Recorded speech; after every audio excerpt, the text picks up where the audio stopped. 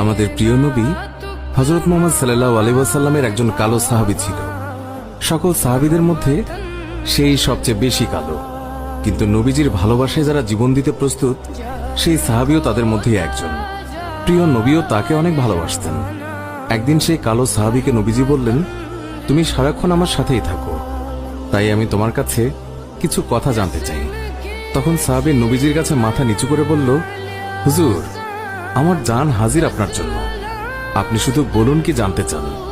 তখন নবীজি বলল, তোমার বিয়ের সময় হয়েছে, তুমি কি প্রস্তুত?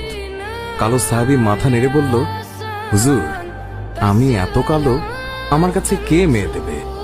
নবীজি বলল, তুমি বিয়ে করবে কিনা বলো, তোমার জন্য আমি মেয়ে দেখব।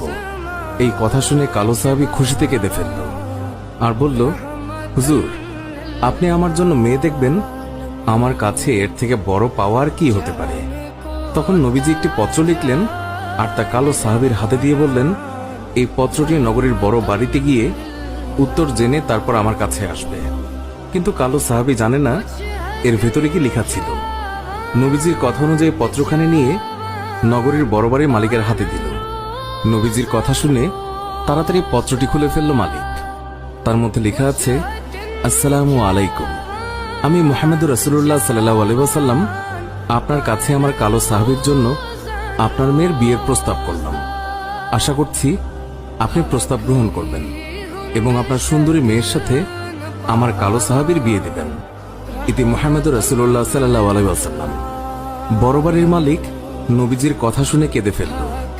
আমার একমাত্র মেয়ে, মদিনায় যাকে সবাই চেনে হুরে মদিনা বলে। কিতাবে আছে মেয়েটি এতই সুন্দর যার জন্য মদিনার সবাই তাকে হুরে মদিনা বলে ডাকত। আমি এখন কি করি? নবীজি বলেছেন, এটাই অনেক আনন্দের কথা, কিন্তু ছেলেটি যে অনেক কালো। বিভিন্ন চিন্তায় মালিক চিন্তিত। কালো সাহাবী বলল, নবীজি কি লিখেছেন?